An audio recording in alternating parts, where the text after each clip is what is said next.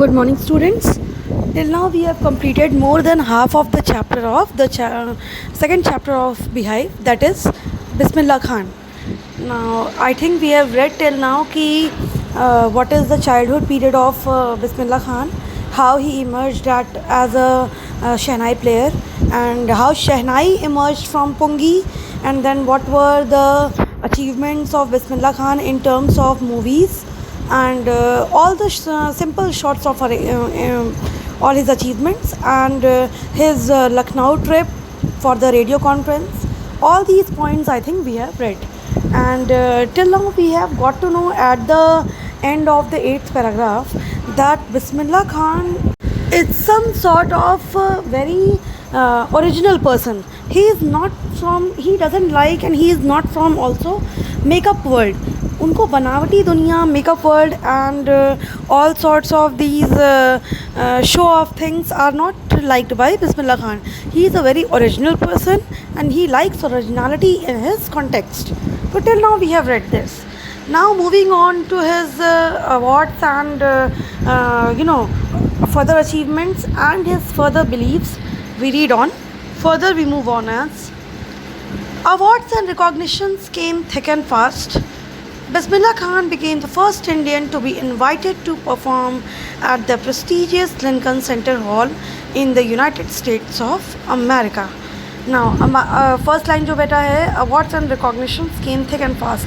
Awards means आप जानते ही हैं, जो आपको चीज़ें gift in the sense we cannot say it as a gift. By your talent, if something comes to you, it is called an award. And recognition मतलब होता है आपकी पहचान, मतलब आपको नेम और फेम, जिसको दो चीज़ कहते हैं, तो फेम को हम लोग रिकॉग्निशन वर्ड भी यूज़ कर सकते हैं. तो यहाँ पे कहा गया है कि अवार्ड्स एंड रिकॉग्निशन, यानी कि all the awards won by him and because of his talent, and recognition यानी कि fame of him came thick and fast, means it started to came very fast and it was very thick also. Thick means बहुत name fame वाले awards उनको मिलने लगे, मतलब it was a very precious award got by him, and recognitions मतलब उनकी जो जान पहचान है, उनकी जो फेम है, वो काफ़ी दूर दूर तक जाने लगी. अब मूविंग ऑन, बिस्मिल्लाह खान एक पहले फर्स्ट इंडियन बने जो प्रेस्टीजियस लिंकन सेंटर हॉल में यूनाइटेड स्टेट्स ऑफ अमेरिका में बुलाए गए. That means first person from the India who was called in the prestigious Lincoln Center Hall, he became the Bismillah Khan. He also took part in the World Exposition in Montreal, in the Cannes Art Festival, and in Osaka Trade Fair. World Exposition बेटा, World Exposition means होता है कि exhibition, मतलब we can say it as exposition. Expose मतलब होता है किसी को चीज़ को खोल देना. That means कि कोई चीज़ आपने रिवील कर दी. तो यहाँ पे एक्सपोजिशन का मतलब है एग्जिबिशन से रिलेशन है. यहाँ पे ही इज सेइंग कि in the Montreal he took part in world exposition, in the Cannes art festival he also took part, and in the Osaka trade fair he also took part.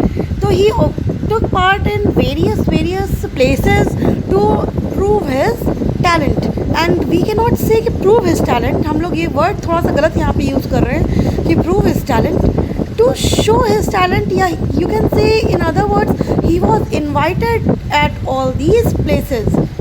तो इतने बड़े बड़े 3 places का नाम तो यहाँ पे आपसे लिखा ही हुआ है कि वर्ल्ड एक्सपोजिशन मतलब मॉन्ट्रियल में उनको बुलाया गया, कैनास आर्ट फेस्टिवल में उनको बुलाया गया, ओसाका ट्रेड फेयर में उनको बुलाया गया. All these places he was called to examine and show his talent. So well known that he became internationally that an auditorium in Tehran was named after him, Tehran Mosque उस्ताद बिस्मिल्लाह खान. अब तक आपने ये तो देख ही लिया होगा बेटा कि ये पहले पर्सन बन गए जिसको प्रेस्टीजियस लिंकन सेंटर हॉल में बुलाया जाने लगा. फिर आपको शुरू में ही बताया गया कि अवार्ड्स एंड रिकॉग्निशन इनके पास बहुत थिक एंड फास्ट आने लगे. फिर you came to know कि he was invited in Montreal in the World Exposition. Then you get to know कि he was invited in Cannes Art Festival. Then again he was invited in Osaka Trade Fair. So such a big places, such a huge आप कह सकते हैं कि honor he was given by calling at all these huge places, that he became very internationally very famous. and auditorium in Tehran was named after him, that is Tahar Moshik Ustad Bismillah Khan. Now you can understand ki if a auditorium or if something is named after you, that means कि you are very special person. हमारे और आपके name के आगे सिर्फ हमारा और आपका घर ही है. आप ये अगर देखिए तो आपके घर के ही आगे सिर्फ आपका नेम लिखा हुआ है, जस्ट बिकॉज कि you have made that house. लेकिन कोई और जब आपके नाम के आगे कोई चीज़ बनवाने लग जाए, या आपके नाम के आगे कोई पूरे कंट्री के रिप्रेजेंटेशन के हिसाब से कुछ बनने लग जाए, या कोई कंट्री आपको रिप्रेजेंट करने लग जाए, then you are really a very great achiever of something. तो यहाँ पे हम लोग ये समझ सकते हैं कि उस्ताद बिस्मिल्लाह खान कितने बड़े अचीवर बन चुके थे अब तक. Now moving forward, national awards like the Padma Shri, the Padma Bhushan and the Padma Vibhushan were conferred on him. That means कि जो चीज़ें लोगों को यूजुअली दी जाती, मतलब कि ये सारे अवार्ड बेटा सबको यूजुअली नहीं दिए जाते हैं. यहाँ पे जैसे कि फॉर एग्जांपल आपको 10th की डिग्री मिली, तो 10th की degree is a very usual thing. 12th की डिग्री मिलना, हाँ तो आप भाई 12th कर रहे हो तो आपको डिग्री मिलना is a very usual thing, सभी को मिलती है. थोड़ी सी कॉमन चीज़ें हैं ये कि every person is getting 10th degree, everybody is getting 12th degree, and everybody is doing his college, everybody is doing his post graduation सब लोग कर रहे हैं. आपको 8th का सर्टिफिकेट मिला, क्लास 9th आपने पास किया उसका सर्टिफिकेट मिला, तो everybody is getting that. तो this is very common thing. But national awards यानी कि पद्मश्री, पद्म भूषण, पद्म विभूषण ये सबको नहीं मिलता है. लेकिन उस्ताद बिस्मिल्लाह खान ये ऐसे पर्सन थे जिन पे these awards like Padma Shri, Padma Bhushan and Padma Vibhushan were conferred. That means were usually given. इनको ऐसे ही दे दिया जाता था.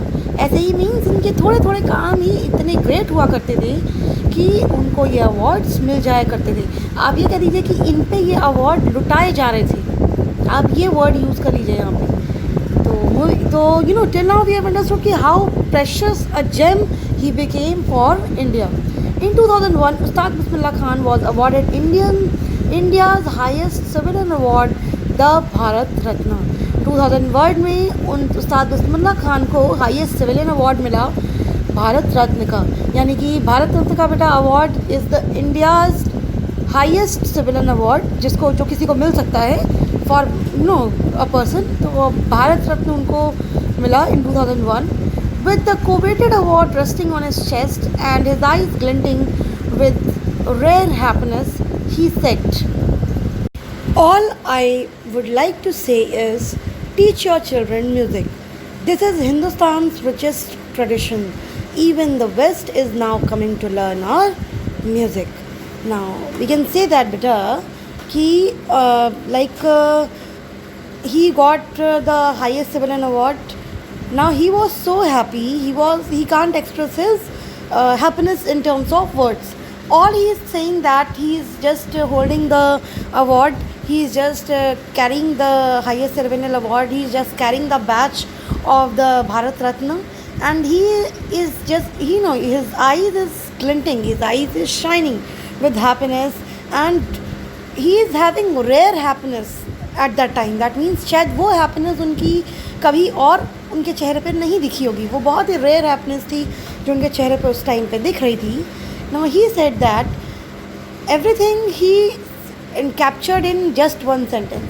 ऑल ही सेड इज कि teach your children music.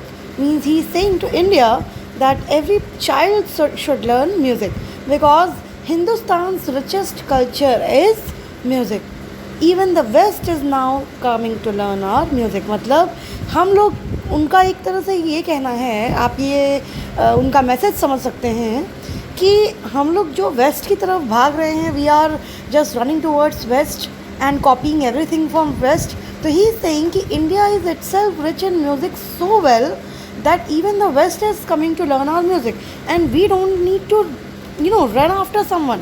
We don't need to run after anything.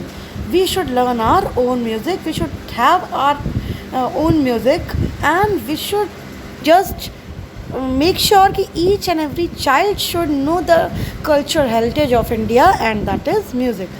Each and every child should have the full-fledged knowledge of music. All he is trying to say is कि music is the best way to teach our children our richest culture, our richest tradition, and that should be followed by everyone. So he is making sure कि everyone should, you know, learn music, and everyone should go in the direction of music at least a little bit. कोई पूरा अपना career ना बनाना चाहे तो भी at least जाने music के बारे में, और वेस्ट की तरफ आप मत भागिए, because west is itself coming to learn our own music. तो he is just trying to say this. Now moving forward we can say, in spite of having travelled all over the world, Khan Saab, as he is fondly called, is exceedingly fond of Banaras and Dumrao, and they remain for him the most wonderful towns of the world. मतलब यहाँ पे बोला जा रहा है बेटा कि खान साहब, everyone called him खान साहब just by love and care. जो आप everybody has put the pet name of Bismillah Khan as Khan साहब. सब उनको एक तरह से लव एंड केयर से खान साहब बुलाने लग गए. So author is telling you बेटा कि in spite of travelling all over the world, मतलब खान साहब यानी कि Bismillah Khan has travelled all over the world, but Banaras and Dumraon are their most wonderful towns. According to him these two places, Banaras and Dumraon, are the most wonderful towns of the world. I think you can guess over here also कि why these two towns are most wonderful towns. Dumrao because he is born in Dumrao, he is, belongs to Dumrao, and Banaras because the river Ganga is over there. Just read and find out कि are these only the two reasons or there is something else. A student of his once wanted him to head a Shehnai school in USA, and the student promised to recreate the atmosphere of Banaras by replicating the temples there. But Khan Saab asked him if he would be able to transport river Ganga as well. Later, he remembered to have said, "That is why whenever I am in foreign, I keep yearning to go to my country." आप ये कह सकते हैं बेटा कि क्या हुआ कि एक बार एक स्टूडेंट था जो उनका यूएसए का स्टूडेंट था.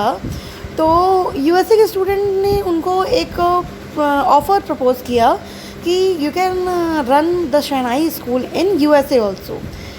नाउ खान साहब के अकॉर्डिंग, क्योंकि भाई खान साहब को बनारस इतना पसंद था, तो एवरी स्टूडेंट न्यू दैट, और उनके स्टूडेंट ने ये प्रॉमिस किया कि वो पूरा यूएसए को बनारस में रेप्लिकेट कर देंगे, टेम्पल्स वहाँ बनवा के, just by creating the atmosphere of temples over there and everything doing as the Banaras.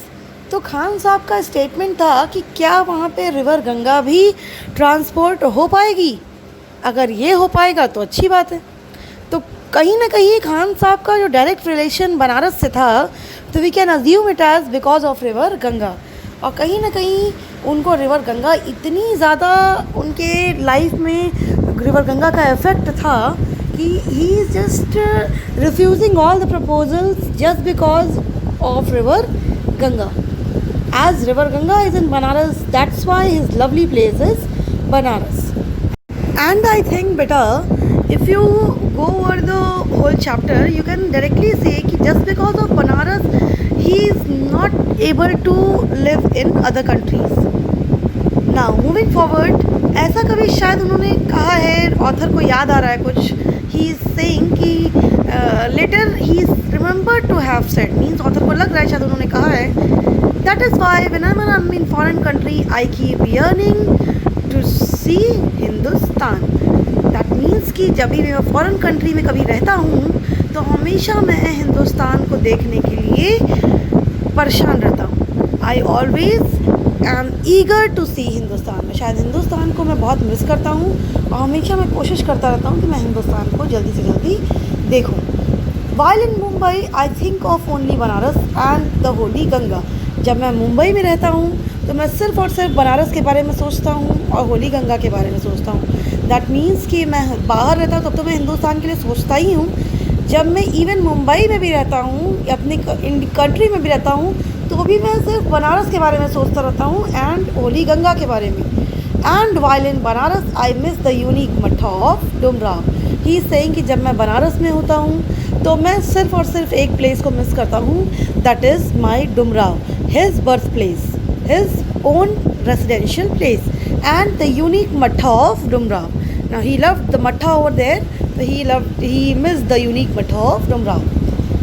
Later on, moving in the last paragraph, beta, Ustad Bismillah Khan's life is a perfect example of rich cultural heritage of India, one that effortlessly accepts that a devout Muslim like him can very naturally play the Shehnai every morning at the Kashi Vishwanath temple.